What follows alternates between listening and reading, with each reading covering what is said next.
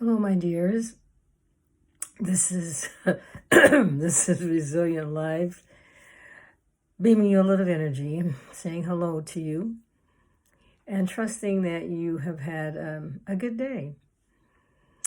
All is well here, and I'm certainly trusting that all is well with you and your neck of the woods. We are on this thriving journey. And I'm sending you a little love. I sure know a little love covers all kinds of faults. And it helps us to feel wonderful. To know that we are loved and we belonged and we belong to someone is a good thing. Everyone needs to belong. I think, and I can't be sure, but I think the absence of loneliness is belonging, belonging, and so we're just sending out a little nugget for you because we had you in mind, as always, and so as I was out today. I noticed that the fall colors are starting to change. And I thought, wow, I love the colors when the seasons change. Now, I can't say exactly which is my favorite season because I think there are some aspects of every season that I love. I get to appreciate that more in Chicago than I did when I lived in California, because in California I missed the snow. And I guess you probably out there saying, well, who would miss snow? Must be something wrong with me, huh? But I do love the snow. And so, but we're not getting any snow, so just be okay with that. But I just wanted to share some thoughts I had, because when I was in the Arboretum just taking a drive through, trying to find my spot, I was just noticing that the fall colors are starting to happen. And with that means that the seasons are changing. And as I drove through, you could see the results of when there were storms. There was all kind of carnage. The trees were broken and falling down, but that's how nature does it. They just, in nature, the trees fall and they leave them, and then they rot, and then they become whatever they become. So obviously nature teaches us something. It teaches us that storms come and things happen. But the little nugget, I guess, about the coming of the fall is that it's a time to get prepared, and the preparation is the stage that happens in everything that we do. We have to get prepared for it. If you were going to give a talk, you'd have to get prepared for it. If we know there's a storm coming, then you would get prepared for it. And of course, when this pandemic first began, there was a run on paper towels and toilet tissues. I'm still not quite sure what that was all about, but people get nervous and they want to prepare when there is change in the air. And so we even look at what the nature and the seasons change teach us, because the bears and birds and different animals and plants hibernate. And during their hibernation, they kind of lead a simpler life, if not close to dormant. Well, we don't go dormant, but we tend to be inside. And we have heard that this is going to be I don't want to say crazy winter.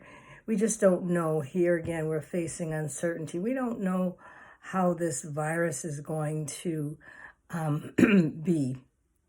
They're saying get your flu shots and get all these things and get prepared.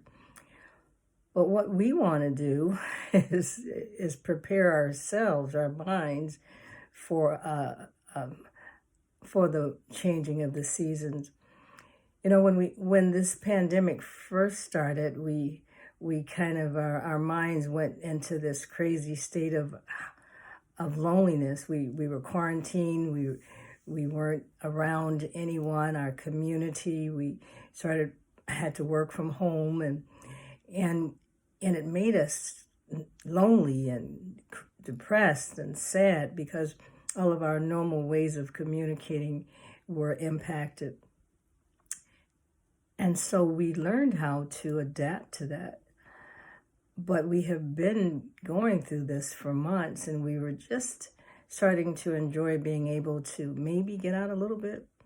And now we have to think about preparing for the cold. I mean, there's lots of things that you do. I'm a tea drinker, and so hot tea, whether it's summer or winter, is one of my favorite things. But during the winter, I also love hot cider. So we want to prepare our minds and our bodies and our social connections for this new season, because that's what we're focusing on, how we are going to adapt mentally to deal with making sure that our emotional well-being is handling all of the pandemics and all of the different other challenges in our lives. And so I just wanted to encourage you, people fill up their freezer and they do all sorts of different things to get ready physically. But we also want to look at how do we prepare ourselves? How do we prepare ourselves for a new season? Well, we've talked a lot about how we see it and what we're feeling and then the changes that we need, but we're kind of looking at what to do. And what I'm struggling with is just how to even put it into words, because a lot of the things that we would normally do, we have been doing, but winter brings on another set of stressors because we're now being closed in again. And the most important thing is to know that our strengths in dealing with stress and fatigue and life stressors is knowing how to actively cope. We've been coping, but how people who are more resilient are those who employ those active coping skills. Now, you might say, well, what is an active coping skills? Well, active coping skills are the ones where you actively go out and seek help. You actually actively go out and gather information. You actively get your support system together. That means your people. You want to be with them and get your positive network going. And those people who actively do that are those who are more inclined to be resilient, to be able to deal with that. Now, those people who don't, who kind of lay around and don't do anything are less resilient. And I think this kind of relates to the explanatory style that we talked about months back when we talked about how people explain things. We have those who have that fixed mindset and growth mindset and the fixed mindset. This stuff happens to me all the time, and I just can't do anything about it. And the growth mindset would tell you that things happen. Yes, this has happened, but this is not always. So to be an active, a person who uses active coping skills would be a person who would be able to reframe a situation that might have gotten on your nerves. So rather than to say that this always happens to me, you would say, well, this happened this time, but certainly it's not something that always happens.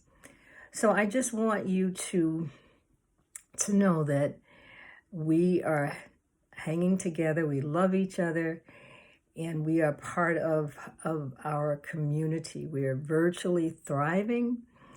And I just was looking at the lessons that nature was telling me this morning when it said, you know, the seasons are changing, and even the animals know what to do when the seasons are changing. I don't know if the animals know that we're in a pandemic, but they can sense what's going on. And so I'm just suggesting that as we prepare for whatever this winter holds, it's a certain uncertainty. We don't know how the pandemic is going to surge or not surge, but we want to prepare ourselves with our active coping skills. So on that note, listen to the lessons that nature is teaching us. Be prepared. Now have a good night, and I'm beaming you love and some support. And let's continue to be together, because that's the one thing that's kept us and will continue to keep us. Bye for now.